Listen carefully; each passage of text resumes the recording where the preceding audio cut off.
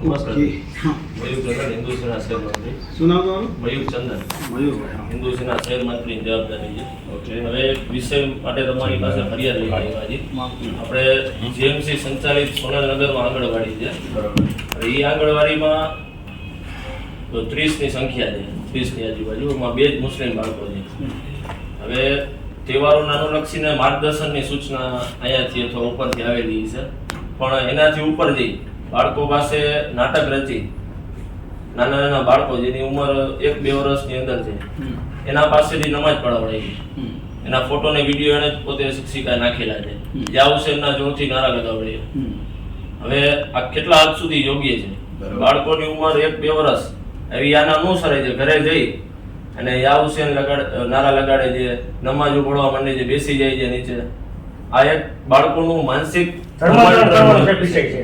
અને ઉગ્ર અમે હિન્દુ સેના આંગણવાડી વાળા બેનનું નામ શું છે? હિન્દુબેન રાઠોડ, સંચાલિકા. હિન્દુબેન રાઠોડ.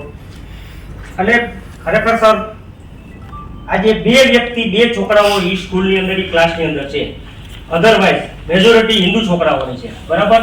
બધા સમજુ છોકરા છે. મતલબ સમજી શકે કે તમે એને સમજાવો એટલે સમજીએ છે કે આ શું કહેવા માંગે છે. હવે કહેવાનો મતલબ સાહેબ ઈ અહીંયા બોલે છે ને ઈ નાટકીય રૂપે એને દર્શાવે છે કે આમને નામ કરવાનું, તો એ ઘરે જઈને પણ સાહેબ ઈ કરે છે. તો અમારો વિરોધ ઈ છે કે હિન્દુ છોકરાઓ બાળકો જે નાના છે જેને કાયદેસર આપણો અત્યારે ધર્મ કે આપણું સોરી સાહેબ આપણે આટલાને સાંભળો. આપણે કહેવાનું એ છે કે એ લોકોને આપણે ધર્મની સાથે એજ્યુકેશન આપવાનું. તો પહેલા નંબરે એજ્યુકેશન સમજી ગયો. પણ અમારો વિરોધ ઉગ્રમાં ઉગ્ર સાહેબ એ છે કે આ બેન ઉપર સખત કાર્યવાહી થવી છે. બરાબર છે? બીજા નંબરમાં દાખલો બેસવો જોઈએ. કાલ સવારે પણ કોઈ પણ હિન્દુસ્તાનની અંદર, જામનગર ને હિન્દુસ્તાનની અંદર આ પ્રકારના બનાવો ન બને. હા, ધર્મ આધારિત તમારે જે સમજાવવાને ખાલી મૌખિક સમજાવો ને, તમારે નાટક કરીને શું જરૂર છે? અમારી આ આપણે સર વિનંતી છે, પણ ઉગ્રમાં ઉગ્ર પગલા લેવા એવી દાખલો બેસેલી અમારી આપણે વિનંતી.